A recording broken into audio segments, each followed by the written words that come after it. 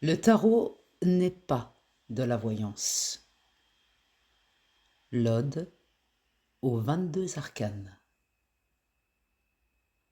Il existe un lieu où les cartes ne prédisent rien. Un lieu où elles ne devinent pas. Un lieu où elles ne promettent pas. Un lieu où elles ne mentent pas. Ce lieu, c'est l'âme humaine. Les arcanes majeures n'ont jamais été créés pour dire si quelqu'un va revenir, si un travail va tomber, si un amour va durer. Les arcanes ont été créés pour raconter l'histoire de l'humanité, l'histoire de chacun, l'histoire de tous. Une histoire qui commence toujours par un pas dans le vide. Dans cette ode, je vais commencer par le mat. Tout simplement parce que le mat n'est pas la première carte du tarot, mais il est le premier souffle. Le mat est le seul arcane qui n'a pas de numéro. Il n'est ni le début, ni la fin, ni au milieu. Il est hors du système, hors du cadre, hors de la structure.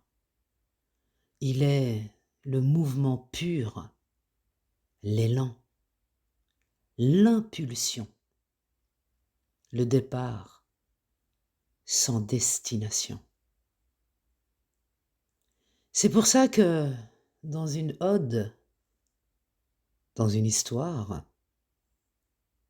dans un voyage initiatique, le mat est toujours le premier pas. Pas parce qu'il est le numéro 0, mais parce qu'il est l'origine du chemin. Le mat, c'est l'humain avant l'histoire, avant les choix, avant les structures, avant les croyances, avant les blessures, avant les rôles. Le mat, c'est toi, avant que la vie ne te façonne. C'est l'âme nue, l'être brut, la liberté totale. C'est l'état dans lequel on est avant de devenir quelqu'un. C'est pour ça que l'ode commence par lui. Parce que toute histoire commence par un être qui marche sans savoir.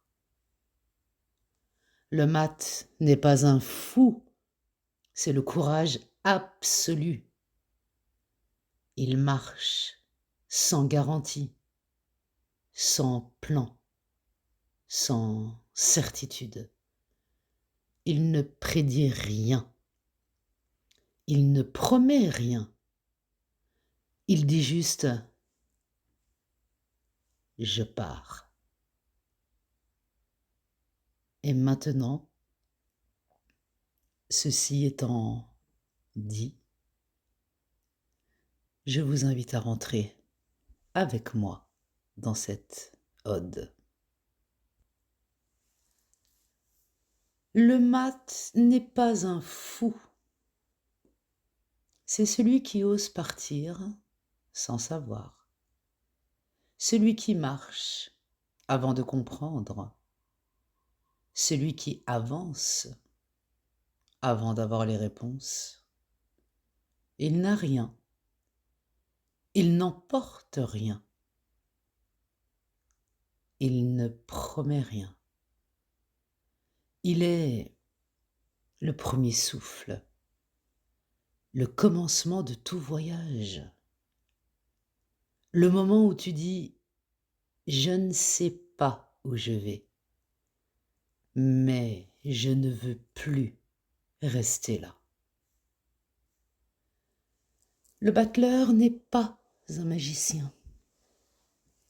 C'est l'enfant qui découvre qu'il peut, qu'il a des mains, qu'il a une volonté, qu'il peut créer, transformer, choisir. Il ne prédit pas, il commence. Il dit « Tu as tout ce qu'il faut. Maintenant, ose t'en servir. » La papesse n'est pas une voyante. Elle est la mémoire du monde, la bibliothèque intérieure, le silence qui sait. Elle dit « Avant d'agir, écoute. Avant de parler, comprends. Avant de vouloir, ressens. »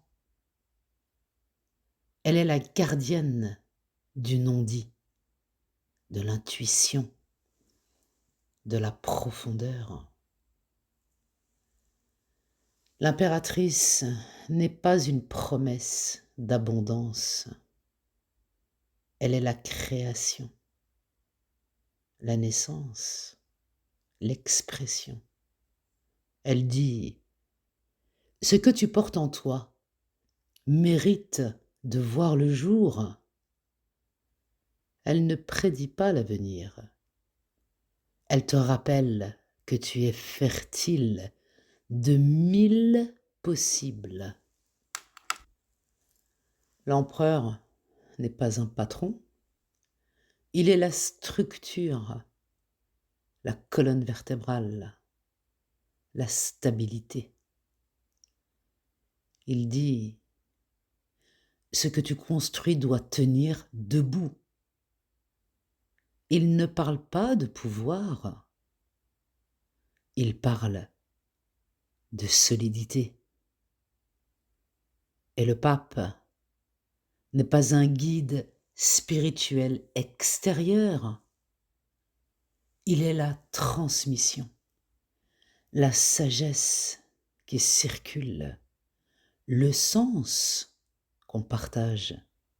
Il dit « Tu n'es pas seul, tu fais partie d'une lignée. »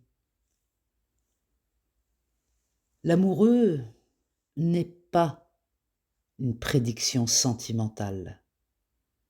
Il est le choix, le dilemme, le moment où tu dois décider qui tu es et où tu vas. Il dit « Choisir, c'est renoncer. Mais ne pas choisir, c'est se perdre. » Le chariot n'annonce pas un succès.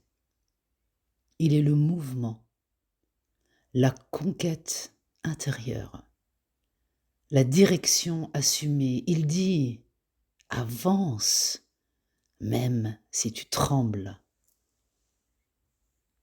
La justice ne punit pas, elle aligne, elle remet droit, elle rééquilibre, elle dit « Ce qui n'est pas juste ne peut pas durer. » L'ermite n'est pas la solitude triste, il est la solitude nécessaire, la retraite la lumière intérieure. Il dit, tu ne trouveras pas toutes les réponses dehors. La roue ne prédit rien. Elle rappelle que tout change, que rien ne reste, que tout tourne. Elle dit, ce qui monte redescend, ce qui descend remonte. La roue de fortune est le cycle, pas la prophétie. La force n'est pas la domination, elle est la maîtrise, la douceur puissante, la paix intérieure. Elle dit, tu n'as pas besoin de te battre pour être fort. Le pendu n'est pas un blocage, il est un renversement, un autre angle, une autre vision. Il dit, ce que tu vois n'est pas tout. Retourne la scène. Et l'arcane sans nom, ce n'est pas la mort, c'est la mue, la transformation, la fin nécessaire. Il dit, tu ne peux pas renaître si tu refuses de mourir à l'ancien. Tempérance n'est pas une pause, elle est la guérison, le mélange juste, l'équilibre retrouvé. Elle dit, tu peux recoller ce qui a été brisé. Le diable n'est pas le mal, il est l'ombre, l'attachement, la dépendance. Il dit, regarde ce qui te tient et demande-toi pourquoi tu restes. La maison Dieu n'est pas une catastrophe, elle est la libération, la rupture, l'effondrement nécessaire. Elle dit, ce qui était faux doit tomber. Et l'étoile n'est pas un vœu, elle est la douceur, la foi, la lumière après la tempête. Elle dit, tu peux recommencer, tu peux croire encore. Et la lune n'est pas la confusion, elle est l'inconscient, les peurs, les illusions. Elle dit, ce que tu fuis te poursuit, ce que tu regardes s'apaise. Le soleil n'est pas une promesse de bonheur, il est la vérité, la clarté, la joie simple. Il dit, rien n'est plus lumineux que ce qui est vrai. Le jugement n'est pas un verdict, il est l'appel, le réveil, la voix intérieure qui dit, lève-toi, c'est ton moment. Et le monde n'est pas la fin, il est l'accomplissement, la totalité, la danse. Il dit, tu es arrivé là où tu devais être, et maintenant, recommence. Les arcanes ne prédisent rien, ils révèlent tout. Ils ne parlent pas de l'avenir, ils parlent de toi. Ils ne disent pas ce qui va arriver, ils disent ce qui est en train de naître. Ils ne sont pas un business, Ils sont un miroir. Ils ne sont pas une voyance. Ils sont une vérité. Et si tu les écoutes, ils te racontent l'histoire que tu n'as jamais osé entendre. Je vais terminer cet audio en inversant un petit peu ce voyage. Cette fois, on va commencer avec le battleur et on terminera avec le mat. Comme si l'histoire racontait l'ascension d'un être qui, après avoir tout vécu, choisit tout simplement la liberté absolue. L'Odyssée inversée du battleur au mat. Sous un ciel clair, le battleur dressa sa table. Devant lui, 4 objets. Une coupe, une épée, un bâton et un denier.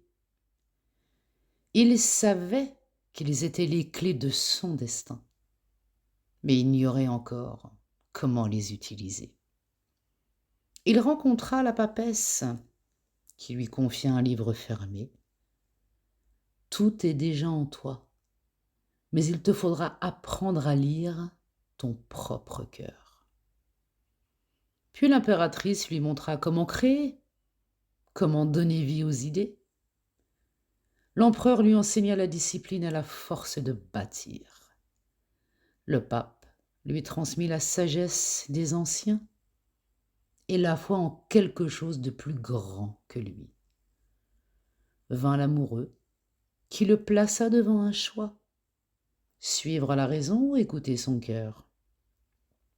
Il choisit le chemin de l'aventure et le chariot l'emporta vers de nouveaux horizons.